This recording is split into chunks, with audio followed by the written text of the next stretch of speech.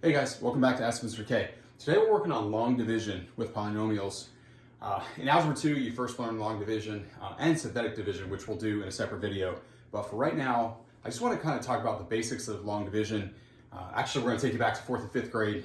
It's funny, most of my students first, when they see this, like, wait a second, I forgot how to do it. So we'll just do a quick refresh because it's the process that's going to matter. So if I have 288 divided by 12, okay, the process that I'm going through is 12 goes into 288 2 times, okay, so I put a 2 up there, multiply 2 times 12, and I get 24. And I'm going to subtract them, right? So division is subtraction, keep that in mind.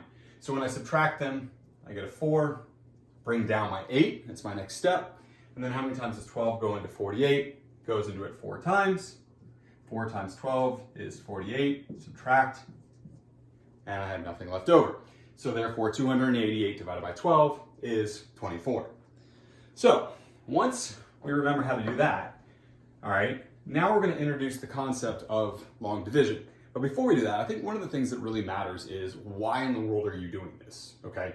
So I don't know if you're there yet, or maybe this is a refresher if you're in pre-calc, but when we get to solving polynomials where we actually have to graph them, so I'll give you an example here. And I said to you, I want you to graph this function, all right? One of the tricks you're gonna learn is how to find the zeros, okay? In order to find the zeros, you have to find what you can pull out of there, what you can factor out of there. So to do that, we might divide by, say, x plus 2, okay? Well, when we have this, we have to know how to actually attack it to figure out whether this is a factor of it. All right, so that's what we're gonna go through right now. So let's start with something that's easily factorable, okay? So I'm gonna take here x squared minus 7x plus 10. All right, I'm gonna do a video also on how to quickly be able to factor, because I think that's one of the things that really holds students back in Algebra 2, pre-calc, and even into calc, is they just forget how to quickly factor, or maybe they never learned, okay? And there's some tricks that will really help you. So I'm gonna take this, I'm gonna divide it by x minus 2, okay? Now, if I look at the numerator, all right, this is factorable. So I'm gonna bring it down here, and I'm gonna say, all right, this factors x minus 2 and x minus 5 over x minus 2. Cancel x minus 2 out, and this equals x minus 5, okay? So x squared minus 7x plus 10 over x minus 2, I know is equal to x minus 5. So I'm gonna put that over here for right now, okay? This is the answer that I'm looking for. Now I'm gonna go through and actually solve it through long division. So let's set it up just like we would long division. So x squared minus 7x plus 10. Okay, just like what I did with the numbers, I'm going to do the same thing here. Now I'm going to have a little bit longer terms that I'm going to work with, but the process remains the same. So the first thing I'm thinking is I need to get rid of x squared. So what times x will make this become x squared? Well, if I multiply this by x, x times x, well, that's x squared. That's perfect. So x times minus 2 is minus 2x. Now, remember I said earlier, division is subtraction. So when I set this up, I can put it like this with a minus in parentheses to remind myself to apply the negative all the way through, or the subtraction. Because what usually happens is students will put a minus here and a plus and a minus here, they'll leave, and then they'll make a mistake when they carry it down.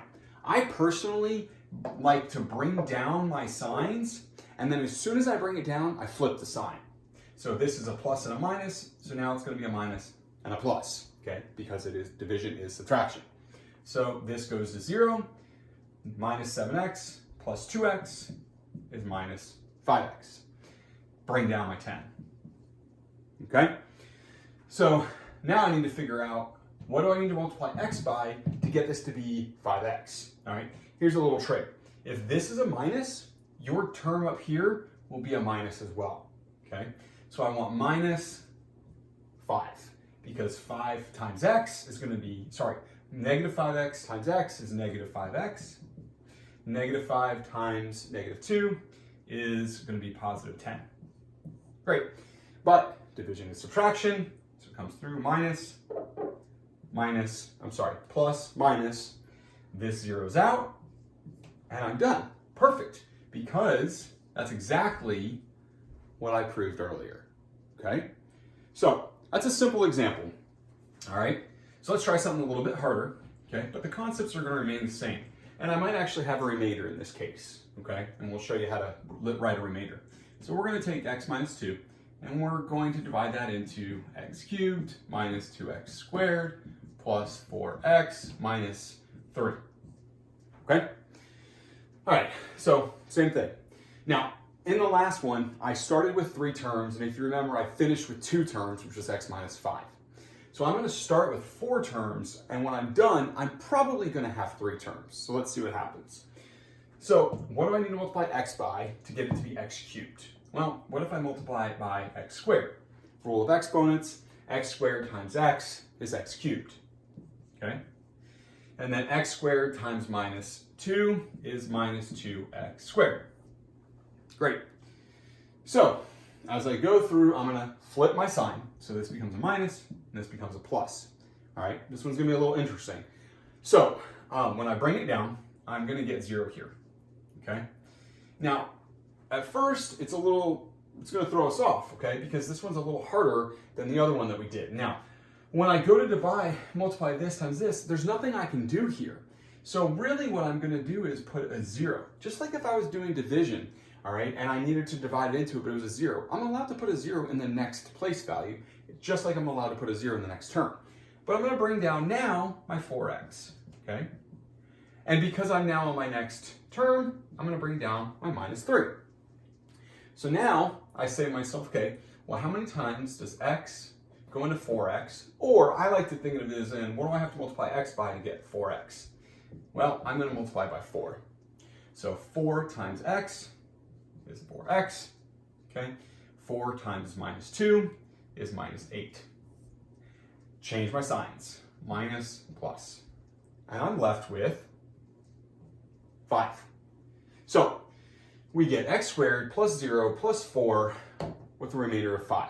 When we actually write the answer, we're not going to write the 0. We're going to write x squared plus 4, okay? So 3 terms. Now one of them is 0, so I'm not going to write it. And then I have a remainder of 5. The way we write remainders is we're going to write plus, because this is a plus.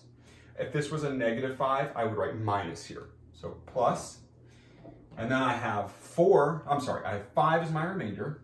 So 5 over the denominator. The denominator is what I started with, which was the x minus 2. And that's it.